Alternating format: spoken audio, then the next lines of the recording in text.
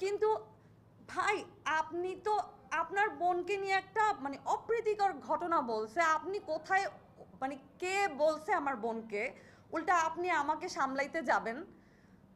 আমার কেন ভয় পাইতে হবে? আমি তো ভয় পাবো না। আমি জানবো যে আমার সাথে আমার ভাইরা আছে, আমার ভাইরাই আমাকে দেখে রাখবে, দ্যাটস ইট। সো